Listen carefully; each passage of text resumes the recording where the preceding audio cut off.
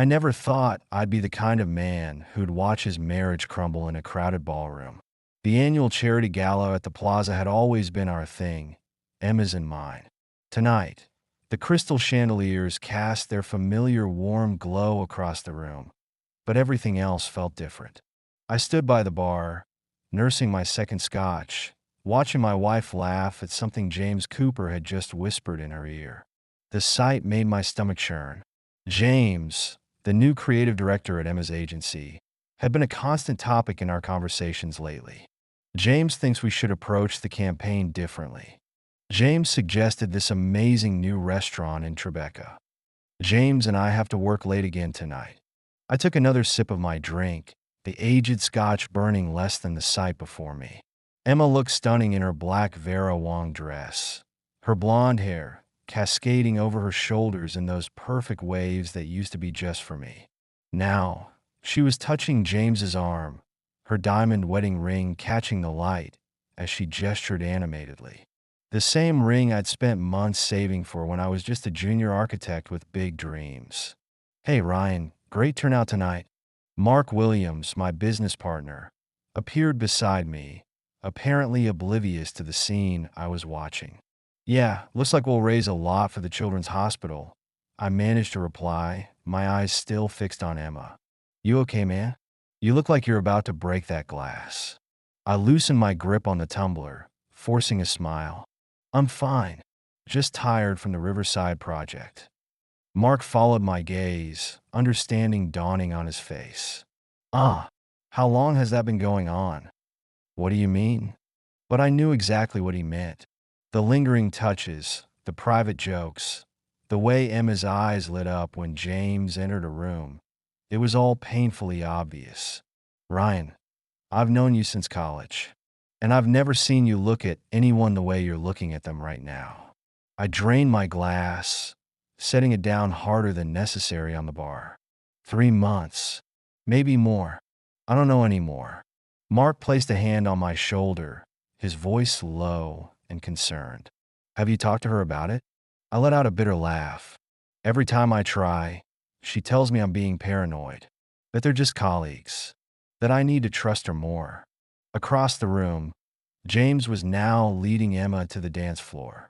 Her red-soled Louboutins clicked against the marble as she followed him, not even glancing in my direction. "Remember when we first met?" I said, more to myself than Mark. She was interning at that small ad agency in Brooklyn, living in that tiny studio apartment with a broken AC. "I remember. You spent every weekend that summer helping her fix up that place." "Yeah, and now she's creative director at one of the biggest agencies in Manhattan, and I'm apparently not enough anymore." Mark signaled the bartender for 2 more drinks. "What are you going to do?" I watched as James twirled Emma under the chandelier, her laugh echoing across the room. "I already did something." Mark raised an eyebrow. "This morning, I had my lawyer draw up divorce papers. They're waiting on our kitchen counter, next to her favorite coffee mug." "Damn, Ryan. Are you sure?" I turned to face my friend, my voice steady despite the storm raging inside. "I hired a private investigator 3 weeks ago. Got everything documented. The late-night meetings, the secret phone calls, the weekend business trips to Boston." Mark let out a low whistle. "Does she know?" "She will by tomorrow morning." The orchestra started playing a slower song, and I watched as James pulled Emma closer. My wife, the woman I'd built my dreams around, dancing in another man's arms without a care in the world. I thought about confronting them right here, right now, I admitted, making a scene, showing everyone the real Emma Anderson. "But you won't," Mark said. It wasn't a question. "No, I won't. Because that's not who I am. And because somehow, I still love her enough to not want to humiliate her publicly." The song ended, and Emma finally looked in my direction. For a moment, our eyes met across the crowded room. I saw a flicker of something in her expression, guilt, perhaps, or maybe just annoyance at being caught. But then James whispered something in her ear, and she turned away, laughing. "I should head home," I said, standing up straighter. "You sure?" It's still early. I adjusted my tie, a Christmas gift from Emma 2 years ago. Yeah, I need to be gone before she gets home. The papers will speak for themselves. Mark gave me a concerned look. Where will you stay? Got a suite at the Greenwich Hotel. I'll figure out something more permanent later. I reached for my wallet, but Mark waved me off. I got this. Take care of yourself, Ryan. I nodded, taking one last look at my wife. She was back at her table now, sitting impossibly close to James, their heads bent together in intimate conversation. The sight no longer hurt as much as it should have. Maybe I'd been preparing for this moment longer than I realized. As I walked out of the plaza, the cool October air hit my face, carrying with it the scent of approaching rain. How fitting, I thought, as I hailed a cab. The city lights blurred past the window as we headed downtown, each street taking me further from the life I'd known. My phone buzzed in my pocket. A text from Emma. Where did you go? The hospital board wants to talk to you about the new pediatric wing. I stared at the message, remembering when her texts used to be about us, about love, about our future together. Without responding, I turned off my phone and leaned back in the seat. Tomorrow would bring chaos and confrontation, tears and accusations. But tonight, in this quiet cab ride through the city we'd made our home, I felt something unexpected, relief. A doorman at the Greenwich greeted me with a sympathetic nod. I'd already been there for a week, preparing for this moment. In my suite, I loosened my tie and poured myself a drink from the minibar. The city sprawled out before me through floor-to-ceiling windows, millions of lights twinkling like stars. Somewhere out there, in our penthouse on the Upper West Side, a stack of papers waited to shatter Emma's carefully constructed world. I pulled out my own copy from my briefcase, reading through the familiar words again. Irreconcilable differences. Such a clean, clinical term for the mess we'd made of our marriage. My phone lay dark and silent on the desk.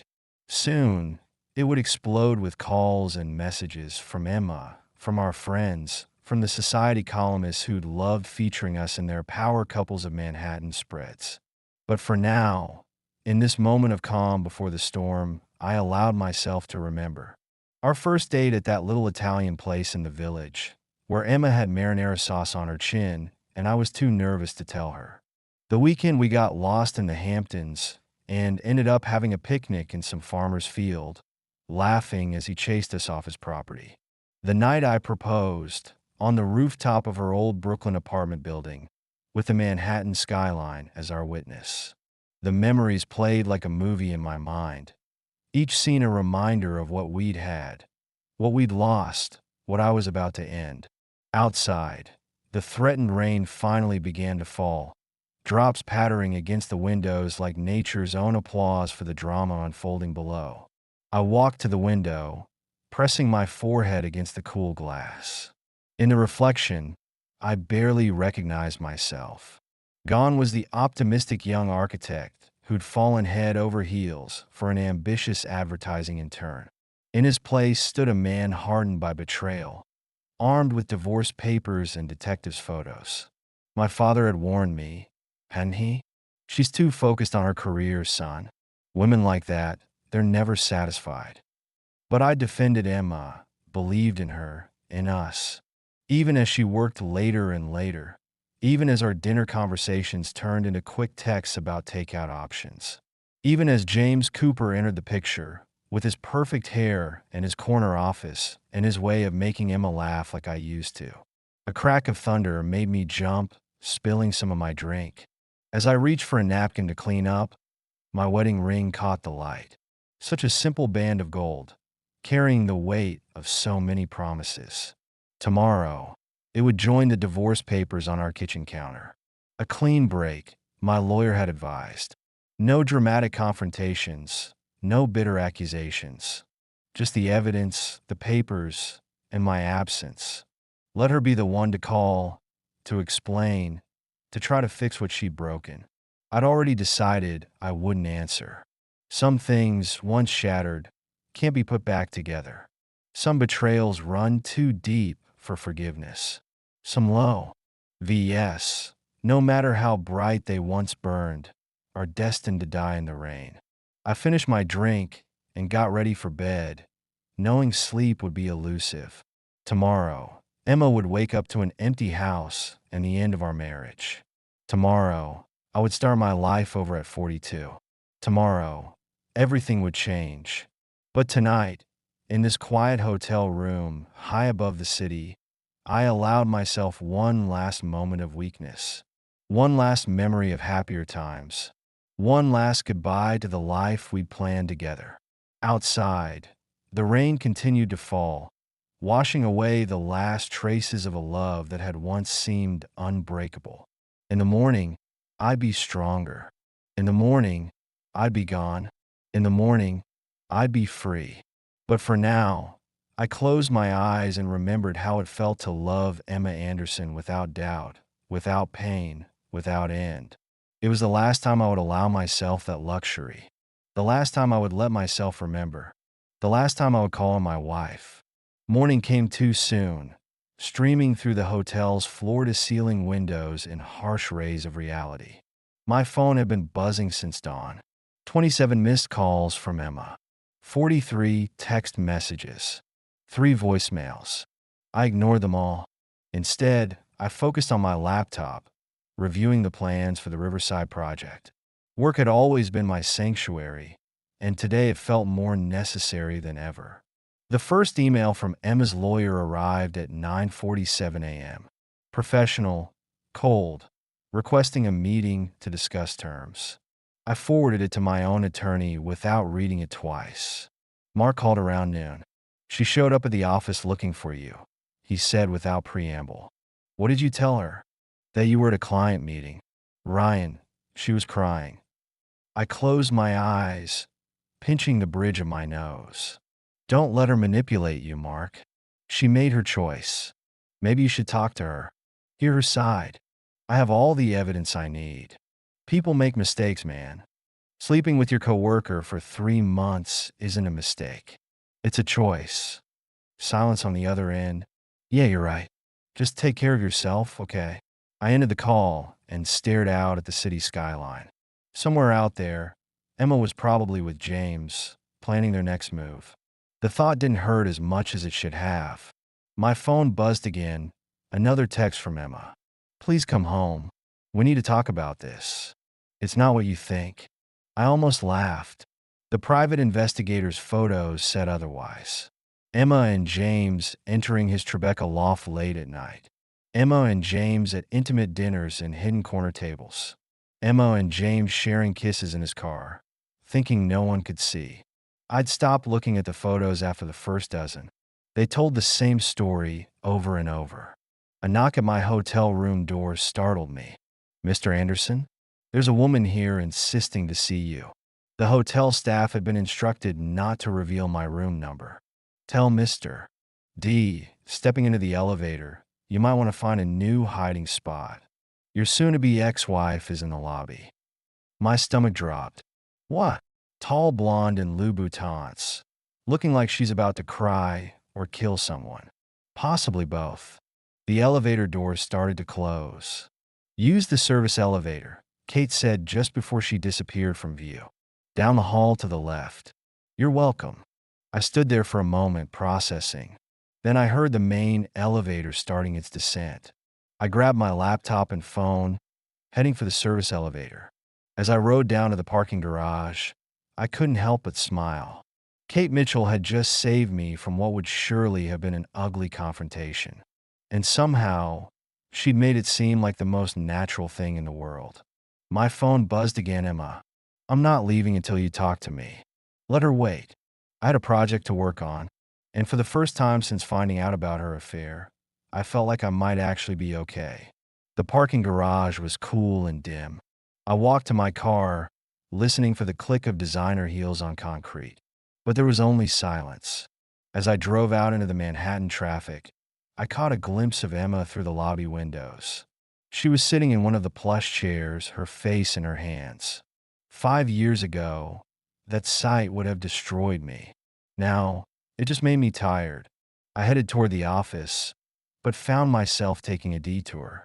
Somehow, I ended up in Brooklyn, in front of Kate's yoga studio.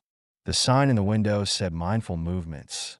Through the glass, I could see a class in session. Kate was at the front, leading a group of students through a series of poses.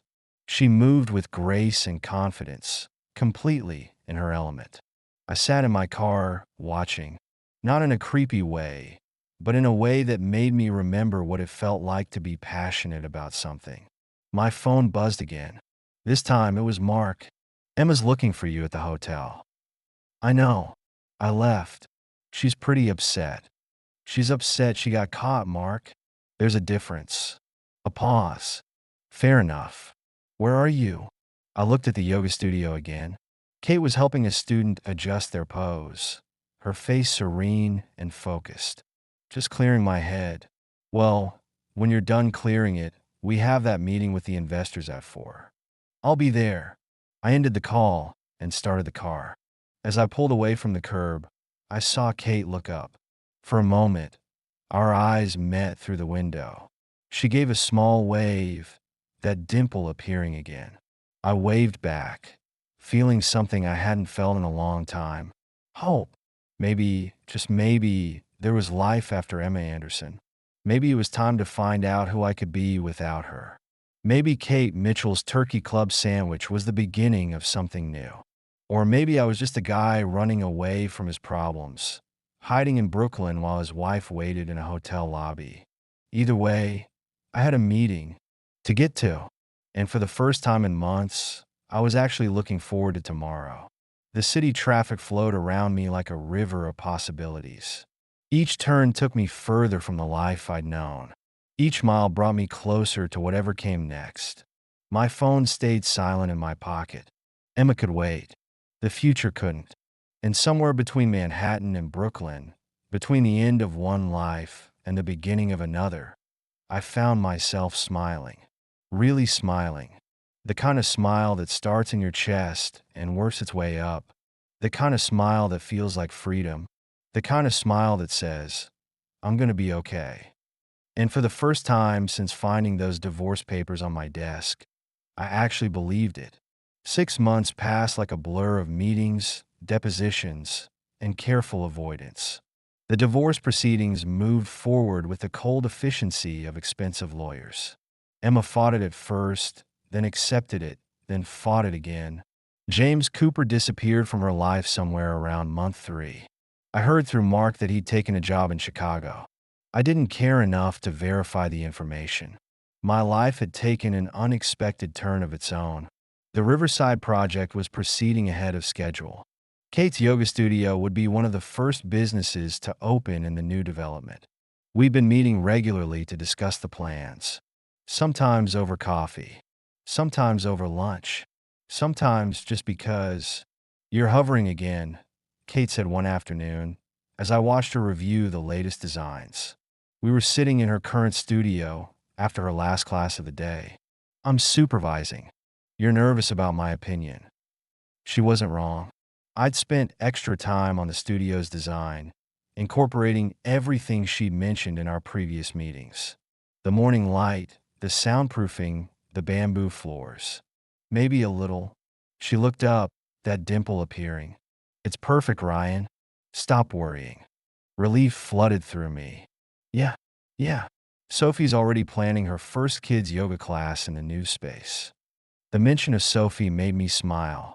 I met her a few weeks ago when she burst into one of our meetings, excited about a school art project. She had Kate's dimple and her mother's determination. How is the little artist? Currently obsessed with making paper cranes. Our apartment looks like an origami explosion.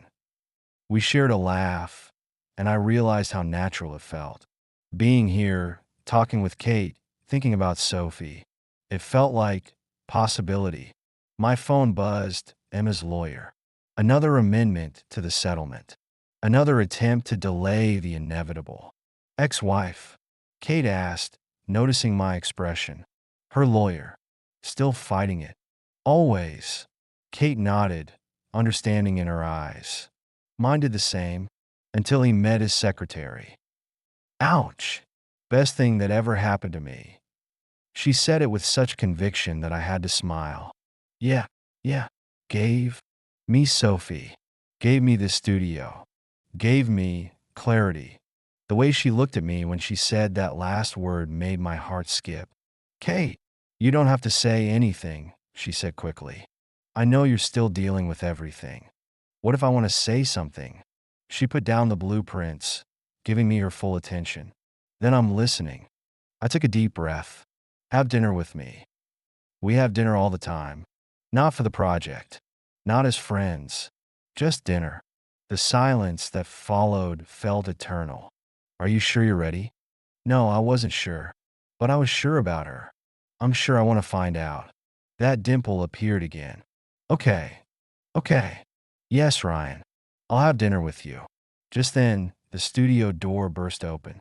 Mom, I made 37 cranes today. Sophie bounded in, her backpack bouncing, paper cranes clutched in her hands. She stopped when she saw me. Hi, Mr. Anderson. Want to see my cranes? I'd love to. She spent the next 15 minutes explaining the intricacies of origami. I listened, watched Kate watching us, and felt something settle in my chest. Something that felt a lot like home. Later that night, in my new apartment overlooking the river, I got another call from Emma. For the first time in months, I answered. Ryan. She sounded surprised. Hello, Emma. You actually picked up? Did you need something? A pause. James left. I heard. I made a mistake, Ryan. 6 months ago, those words would have shattered me. Now, they just felt like echoes of a different life. We both did, Emma. Yours was cheating. Mine was letting you make me doubt myself. Can we try again? No. Simple.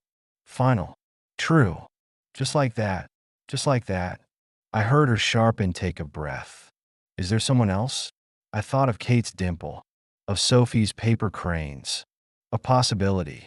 Goodbye, Emma. I ended the call and walked to the window. The city sprawled before me, lights twinkling like stars. Somewhere out there, Kate was probably helping Sophie with her homework. My phone buzzed with a text. Kate, Sophie wants to know if you like spaghetti and meatballs. Me? Is this a test? Kate, possibly. Choose wisely. Me. Tell her I love spaghetti and meatballs. Kate. Good answer.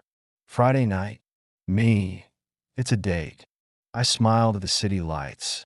Tomorrow. I'd sign the final divorce papers. Tomorrow. I'd close one chapter and begin another. Tomorrow. I'd have dinner with a woman who made me remember how to smile. And her daughter, who made paper cranes. Life had a funny way of working out. 3 years later, I stood in our backyard in Brooklyn. Paper cranes hung from every tree, swaying gently in the summer breeze. Sophie, now 11, had spent weeks making them for the wedding. Dad, Mom says you're not allowed to see her dress. I still got a thrill every time she called me Dad. It had started 6 months after that first fommal. Why dinner?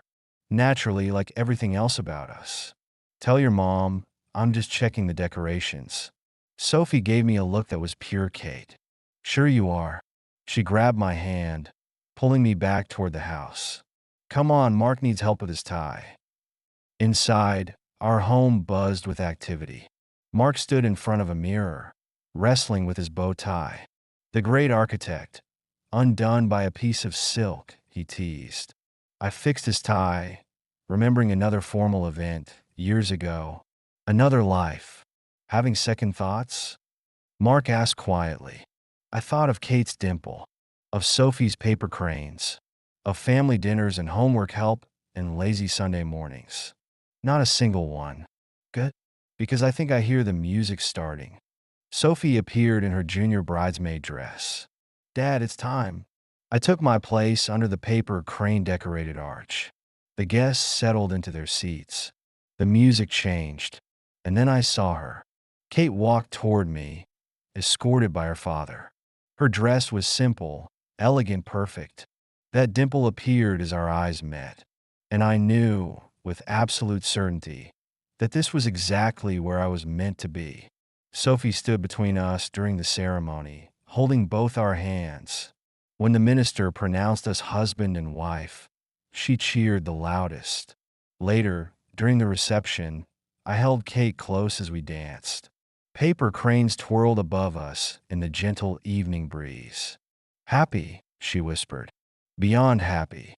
Even with a preteen who leaves origami everywhere. Especially with a preteen who leaves origami everywhere. Kate laughed, resting her head on my shoulder. I love you, Ryan Anderson. I love you too, Kate Anderson. The name sounded right. Perfect. Like coming home. As we danced under the paper cranes, surrounded by family and friends, I caught a glimpse of our reflection in the window. A man who had learned to love again. A woman who had shown him how. A girl who had helped heal both their hearts. A family. Our family. The past was just that past. The future stretched before us, bright with promise. And the present? The present was perfect. Just like Kate's dimple. Just like Sophie's paper cranes. Just like second chances. Just like love.